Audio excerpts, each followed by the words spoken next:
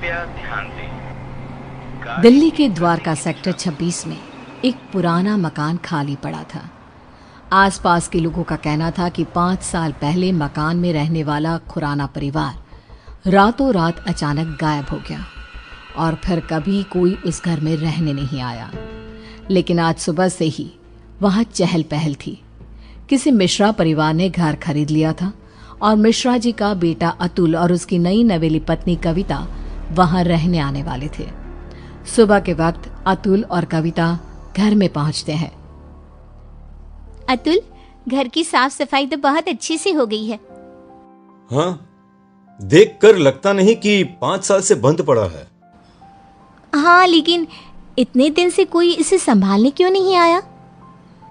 अरे कविता, इस मकान के मालिक का कोई अता पता नहीं, कहाँ चले गए कोई नहीं जानता। तो फिर आपने घर को किससे खरीदा? मकान मालिक के कोई दूर के रिश्तेदार हैं, बहुत कम पैसों में बेच रहे थे तो मैंने खरीद लिया। जानती हो ना, दिल्ली में जमीनों के भाव कितने हो गए हैं। हाँ, लेकिन कोई गड़बड़ तो नहीं है ना? नहीं बाबा, ऐसा कुछ नहीं है। अतुल बाथरूम में नहाने जाता है और कविता किचन में। तभी उसके हाथ से स्पून गिर जाती है। जैसे ही कविता स्पून उठाने के लिए नीचे झुकती है, उसे किचन की शेल्फ के नीचे किसी की आंखें नजर आती है। कविता चीख कर बाहर की तरफ भाग आती है। अरे कविता, कविता क्या हुआ? अरे तुम ऐसे चिल्ला क्यों रही थी? क्या हुआ? वहाँ अलमारी के नीचे कोई है। अतुल नीचे झुककर देखता है और घबरा के पीछे हट जाता है। मैंने कहा था ना, कुछ है वहाँ पर। अतुल, चलो हम यहाँ से चलते हैं। तुम भी ना कविता, वहां कॉकरोच है और कोई भूत नहीं है। एंड आई नो तुम्हें कॉकरोच से कितना डर लगता है। अतुल, मैं सच कह रही हूँ, वहाँ कॉकरोच नहीं बल्कि कुछ और था। किसी की आंखें। मुझे डर लग रहा है, मैं यहाँ नहीं रह सकती। अतुल कविता की बात नहीं सुनता और रात होने की वजह से कविता को सोने के लिए कहता है। डर की वजह से कविता को नींद नहीं आ रही थी। तभी उसकी नजर कमरे की छत पर लगे फैन के पास एक मकड़ी पे जाती है। वो मकड़ी को देखने लगी। देखते ही देखते कविता को एहसास होता है कि मकड़ी का आकार बढ़ता जा रहा है। कविता घबरा कर चीखने की कोशिश करती है, पर तभी वो देखती है कि मकड़ी एक डरावनी शक्ल में बदल गई। अतुल, उठो, वो देखो। क्या हुआ कविता? तुम ठीक तो हो ना? क्या हुआ? वो देखो अतुल, वो कौन है? एक छोटी सी मकड़ी, और कौन? इस घर में कुछ अजीब है अतुल, हमें यहाँ नहीं रहना चाहिए। ऐसा कुछ नहीं है, बेकार में डर रही हो तुम। अगली सुबह ब्रेकफास्ट के टाइम पर। कविता, आज मैं ब्रेकफास्ट नहीं कर पाऊंगा, मुझे बहुत देर हो गई है। प्लीज अतुल, कुछ तो खा लो। देखो, मैंने नाश्ता टेबल पर लगा दिया है। प्लीज कविता, तुम फ्रिज में रख दो, मैं निकाल कर खा लूंगा शाम को, ठीक है? Okay, bye. अतुल ऑफिस चला जाता है और कविता किचन में काम करके जैसे ही बाहर निकलती है तो देखती है कि डाइनिंग टेबल पर एक बुजुर्ग औरत और एक आदमी बैठ के ब्रेकफास्ट कर रहे थे। कविता ये देखकर खौफ से भर जाती है। कौन है आप लोग और यहाँ क्या कर रहे हैं? अतुल, बचाओ। क्यों डर रही हो बेटा? मैं इस घर का मालिक हूँ, रंजीत खुराना। और मैं इनकी बीवी रमनदीप खुराना। लेकिन आप लोग तो गायब। मेरा मतलब। किसने कहा? अरे हम तो यहीं रहते हैं, इसी घर में। वो देखो, हमारे कपड़े, सारा सामान सब तो है। लेकिन बेटा, जब से तुम आई हो ना, हम बड़े खुश हैं। अकेले पड़ गए थे ना।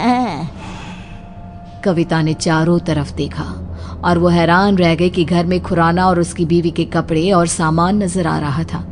कविता घबराहट की वजह से दरवाजे की तरफ बढ़ती है ताकि वहां से बाहर जा सके। तभी एक यंग औरत उसके सामने आ जाती है। कहाँ जा रही हो? मेरे मम्मी पापा ने कहा ना कि वो अकेले हैं, उनका ख्याल कौन रखेगा? कौन है आप सब? कौन है? जाने दीजिए मुझे। मैं इनकी बेटी हूँ ना, क्या करूँ? मैं तो मरने के बाद इनका ख्याल रख नहीं सकती। अब तुम्हें ही ये काम करना होगा ना। हेल्प, कोई बचाओ मुझे। कविता भागती है और अपने कमरे में जाकर एक कोने में बैठ जाती है। पूरा दिन वो एक जगह बैठी रहती है। शाम को 5 बजे अतुल घर आता है और कविता को ऐसी हालत में देखकर परेशान हो जाता है।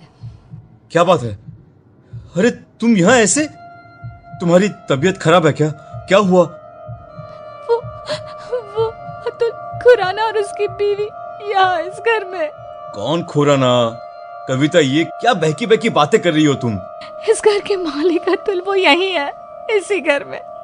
मैंने उन्हें देखा है और उनकी बेटी भी। तभी कविता ने देखा कि बुजुर्ग औरत, आदमी और उनकी बेटी कविता के ठीक सामने आकर खड़े हो गए। वो देखो अतुल, वो सब यहाँ है, तुम देख रहे हो ना? ओ ये, अरे ये तो मेरे मॉम डैड हैं। इनसे डरने की क्या जरूरत है?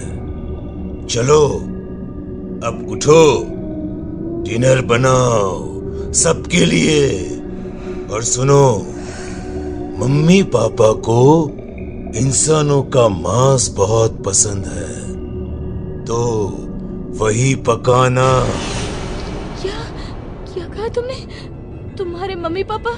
लेकिन तुम अतुल मिश्रा मेरे पति हो, और ये खुराना, और ये क्या मजाक है? इंसानों का मांस? कौन हो तुम? ओह अच्छा, तुम्हारा पति। तुम उसकी वजह से परेशान हो। रुको।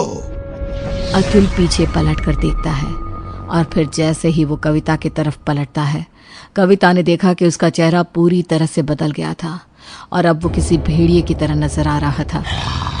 कौन हो तुम? मेरे पति कहाँ है? क्या किया तुमने उसके साथ? अतुल ने रूम की छत की तरफ इशारा किया। कविता ने देखा कि अतुल का शरीर रूम की छत पे चिपका था।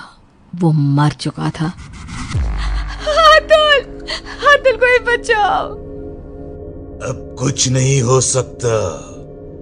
जानती हो, ऐसे ही उस रात हम सबको मार के छत पे लटका दिया गया था। क्या गलती थी हमारी और मेरे परिवार की? यही इसी फैन के पीछे हमारी डेड बॉडी छुपा दी गई, फॉल सीलिंग करवा के, ताकि किसी को पता ना चले। हम सब यहाँ कैद हैं। लेकिन तुमने मेरे पति को क्यों मारा? उससे तो मरना ही था, क्योंकि उसके बाप ने, जो कि एक कॉन्ट्रैक्टर है, इस घर को हड़पने के लिए ये सारा खेल रचाया था। उसकी सजा तो मिलनी ही थी। मुझे जाने दो। मैंने तुम्हारा क्या बिगाड़ा? नहीं, अब तुम हमेशा के लिए यहाँ कैद हो।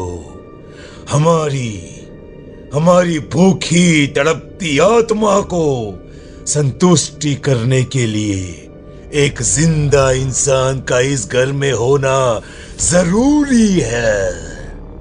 और अब से ये काम तुम करोगी।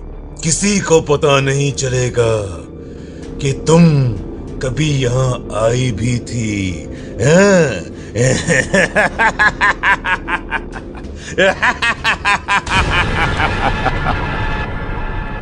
उसके बाद सेक्टर 26 में एक खबर और फैल गई कि खुराना के मकान में रहने आए अतुल और कविता भी अचानक से गायब हो गए।